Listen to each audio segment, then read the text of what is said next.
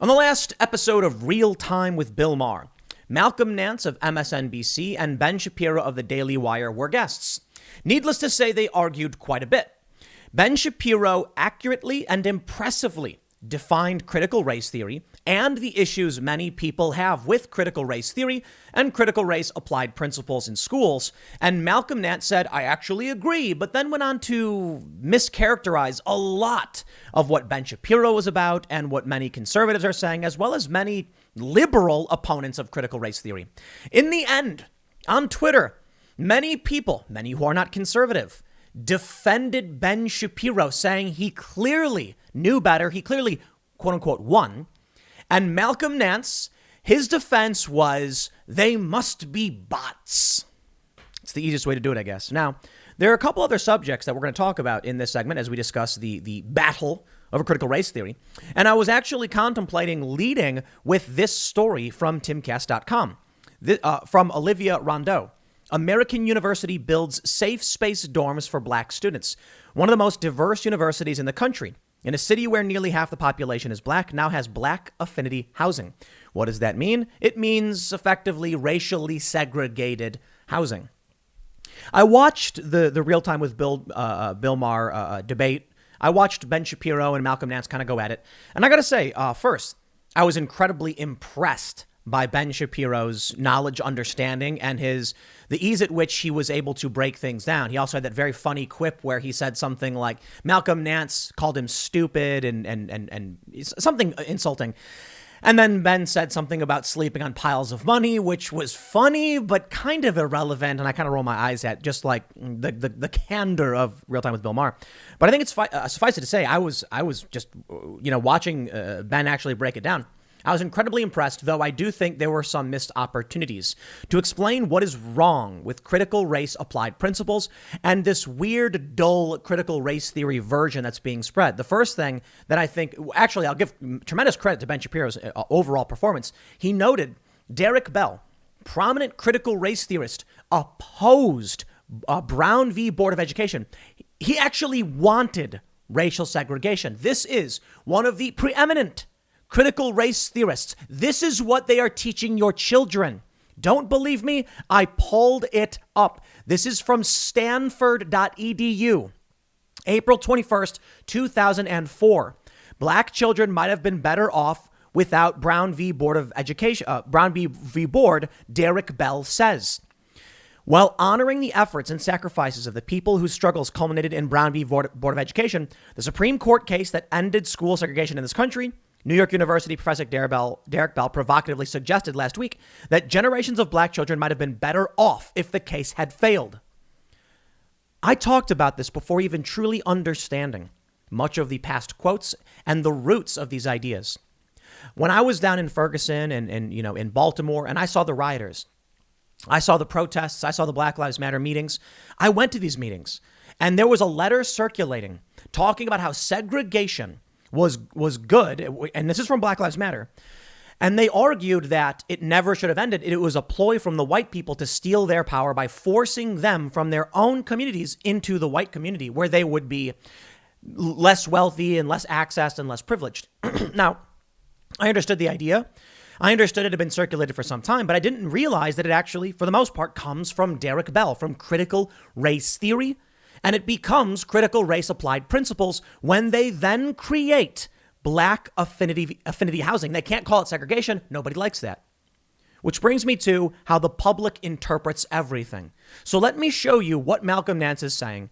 The culmination of Ben Shapiro and how they respond to him. I'm going to back up what Ben is saying, and I'm going to prove him right, and I'm going to go one step further. I think Ben had some great opportunities to explain what praxis means and what manifests in front of your children. Beyond just saying, here's what critical race theory is, here's our problem with it, and I agree. What we need to say is here are the tangible after effects of the racism being taught in these schools. First, the culture war absurdity. Newsweek reports Malcolm Nance suggests bot tweets behind Ben Shapiro praise after clash. No, it's because Ben did a great job. Former Navy officer and national security expert Malcolm Nance suggested on Friday that Twitter bots were in part responsible for praise Ben Shapiro received following a clash between them on HBO. Nance, who is an MSNBC contributor, appeared with Shapiro on Real Time. While discussing Shapiro's latest book, The Authoritarian Moment, Nance joked that some readers would buy it because they assumed it was about real authoritarianism and later criticized Shapiro's show. The book argues that the American left is becoming a source of authoritarianism. Ben Shapiro is 100% correct. As I stated in a previous segment, what's effectively happening is that you have the media come and say X, and then everyone just says, yes, X. Then they come out and they say, actually, not X. Why? And then everyone goes, yes, yes, why? That's authoritarianism. The strict adherence to the authority without question. Now, there's a bunch of different ways to understand authoritarianism, but one of them is which you have an authority, the establishment, the cathedral, the overstate, and they will say something that defies logic or reason, but people say, shut your mouth and just fall in line. That's authoritarianism. Nance and Shapiro also clashed over the issue of critical race theory in schools. Following the show, users of social media praised both Nance and Shapiro for their performance. Nance highlighted one tweet defending Shapiro and suggested it showed that bot accounts were praising the conservative author. These people are insane. There's something wrong with them. They live in this world where any criticism is a robot. Look, I actually know about sock puppetry. You know what sock puppetry is? When people make fake accounts and then operate multiple accounts to make it seem like there's public opinion on their side. Governments do this. I know it exists. I've been following that stuff for a decade. It's been around forever. And I still don't just immediately assume every interaction or criticism is a bot. These people are losing their minds. They live in conspiracy wacko world. Quote, I've seen hundreds of these I don't like Shapiro, but bot tweets tonight, Nance wrote. I have zero fake accounts hating on me, but then praising my performance. Bot accounts are automated Twitter accounts that are not operated by real people and which have been deployed for political messaging purposes in the past. However, the account Nance pointed to may not be a bot. Look at this. It's amazing. Even Newsweek is like, yo, dude, you're not right, okay? However, the account Nance referred to did not appear to engage in obviously automated activity.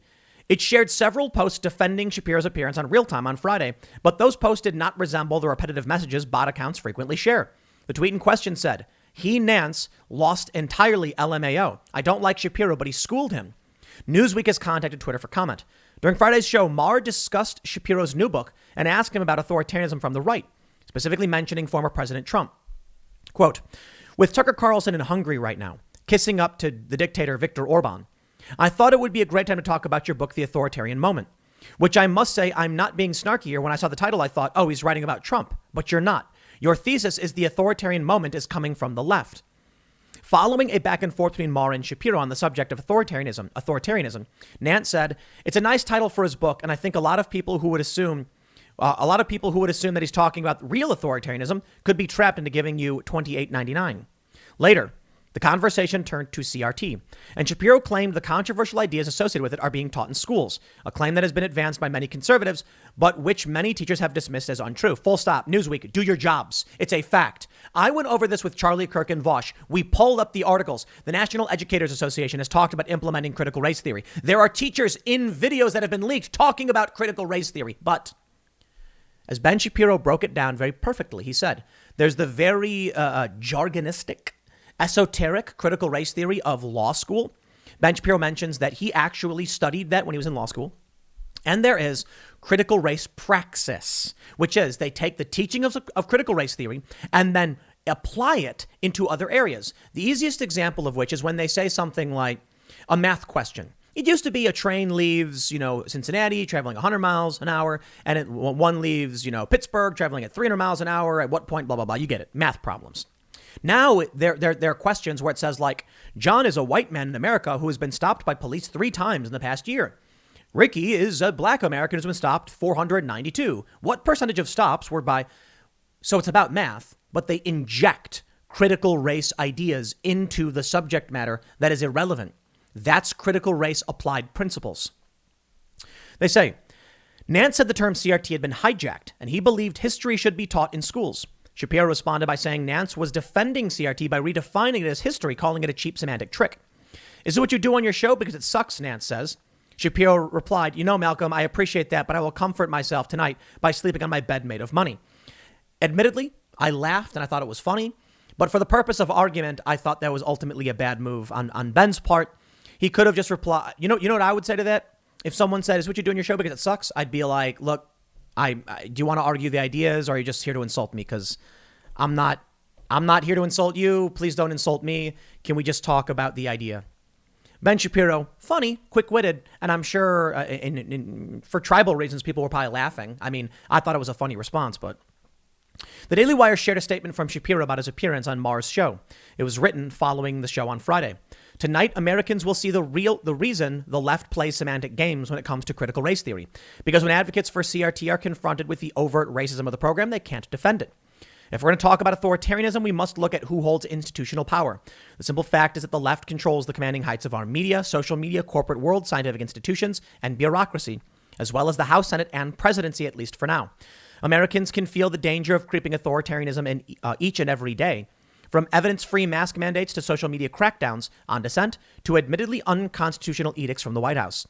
As I made clear tonight on Bill Maher's show, if the Democrats think their authoritarianism won't hurt them politically, they're going to be shocked by next year's midterm results, and I agree. I've already showed you the article from timcast.com, Olivia Rondeau writing about black safe space dorms. Let's talk about the missed opportunity, in my opinion. I think Ben should have absolutely said, here's what critical race theory is. Here's what's being applied in schools, this critical race praxis, which tells kids to do certain things. And here's the real world result. And ask the liberal audience, liberals in the audience, would you agree that these are bad things? First, black only housing called black affinity housing. They say the new black affinity housing dorms will be located in the newly renovated Roper Hall, according to the official FAQ page. Students will spend intentional time together and create community within the space that affirms and celebrates the identities of black students. Affinity housing will allow participating students to maintain a sense of self-worth, reconnect with a sense of identity and pride, and provide participating students with the opportunity to regroup, process experiences, and be surrounded by a community of support. That's a lot of words to say that black students apparently need a political echo chamber and a safe space to segregate themselves into. So first thing I'd say is critical race theory. It is the idea that racism is baked into every institution of this country. It is beyond just the idea of systemic racism. This is another mistake I think a lot of people make. Critical race theory operates under the supposition of oppressed and oppressor. It borrows from critical theory, Marx's class theory. The critical race theorists argued that Marx didn't understand racial politics in the United States, and thus the idea of class-based oppressed versus oppressor didn't apply as much as race would. Thus, critical race theory was named so that people would understand it was rooted in the ideas of critical theory, oppressed versus oppressor, generally Marxist thinking. What we end up with now is this really watered down version. And what I mean by watered down is it misses a lot of that higher level argumentation, as it were. And you end up with white people are oppressors and everyone who's not white is oppressed, which is extremely problematic. It ultimately results in black-only student housing, and worse still, it results in the Sacramento City Unified School District arguing for white racial affinity groups. We got to stop. Go back. You went too far. So this is what needs to be said to Bill Maher's audience. When they're all, Bill Maher says, I appreciate you coming here. These people are clearly not with you. I would say, for me, obviously Ben Shapiro's a conservative. I'd say I'm curious as to why they would not be. Legitimate question. My question for the audience is, do you support segregated school housing, meaning only, dorms only for black people, white people don't go there? Do you support schools telling the white students to form groups of only white students? Other races aren't allowed to join. Do you support, I believe it was in Seattle, when they had the white-only diversity event and the non-white diversity event? Do you support, in Michigan at the University of Dearborn, when they had the whites-only digital cafe and the non-whites digital cafe? Would you support those efforts? And if you would say yes, I would say, we disagree. I am not with you. I get it. I think racial segregation is wrong. I think civil rights heroes fought and won integration, that we would live and work side by side and you cannot discriminate on the basis of race and identity and all these things. Yet these are the people like Malcolm Nance, who are defending this. People like Don Lemon on CNN who defend these ideas and advocate for the era but pre-1950s. This is from Sacramento City Anti-Racist Classroom. They say, racial affinity groups offer a structure of inquiry and can address many needs. They support us in exploring what has been forbidden, forgotten, and unhealed. For example, in racial affinity groups, white people can discover together their group identity. Why? Why? Who, other than Klan members, would be advocating for white people to form white racial group identity? I guess because most of us liberals, and even today, strangely, the conservatives and the real liberals, the way that liberals used to be, I guess, would be like, that's a bad thing. We want people to be Americans first and foremost. We want unity. We don't want racial animosity or segregation. That's why I tell you, these people are reactionaries. Now, they'd like to say that I'm a reactionary, but that makes literally no sense. I'm 100% reformist. I want this country to change. I want it to change a lot. I just don't want to burn it down. I want to have negotiations and compromise with people. Oh, heaven forbid. Yeah, reform isn't the strongest of positions, but I don't believe we just destroy everything. And then you have the reactionaries, the woke, the establishment left, and those who support critical race applied principles are literally reactionary. Okay, if you don't know what reactionary means, it means they oppose the revolution. The world has been identitarian up until 57 years ago, when the United States said we will not use race as the basis of our government, of our policymaking. That's the revolution that my family fought so hard for, to change things. Because you go to China, you go to Japan, you go to these other countries, they are still race and ethnocentric countries. The United States is opposed to those things. And it scares me because it feels like we are losing, thanks to people like Malcolm Nance and the teachers who are pushing critical race applied principles in our schools. Why would the Sacramento City Unified School District advocate for groups of white students forming racial identity groups? I don't know. Now, the argument, I suppose, is they want to say that this is when they teach kids to reflect on white privilege. But I ask you this. Do you think the white students will sit there and be down on themselves? Or do you think they might sit around and be like, hey, we're great? Yeah, how about we bring everyone together and say, how about an American identity or a human identity? I'm all about humans, man. We can say, we have America. But humanity comes first, followed by our community, our nation. What I mean by humanity is, when China has concentration camps, we speak out about that. That's bad. And then when we have problems with Detroit's water, we say we speak out about that too, because that's bad as well. When America engages in war, we want to protect life. We speak about these things. We challenge them. These people want us to segregate on the basis of race, which is going to fracture any kind of global unity. It is bad. I bring you now to the reactionary Derek Bell, who opposes the end of segregation.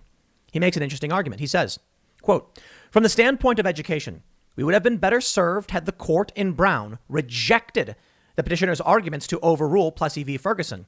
Bell said, referring to the 1896 Supreme Court ruling that enforced a separate but equal standard for blacks and whites. While acknowledging the deep injustices done to black children in segregated schools, Bell argued the court should have determined to enforce the generally ignored equal part of the separate but equal doctrine. He's quite literally defending Plessy v. Ferguson. This is mind-blowingly insane to me. To the audience of Bill Maher, or just anybody who has, share this with them and ask them these questions. Ask them, do you support Brown v. The ruling that ended segregation in schools, Brown v. Board of Education?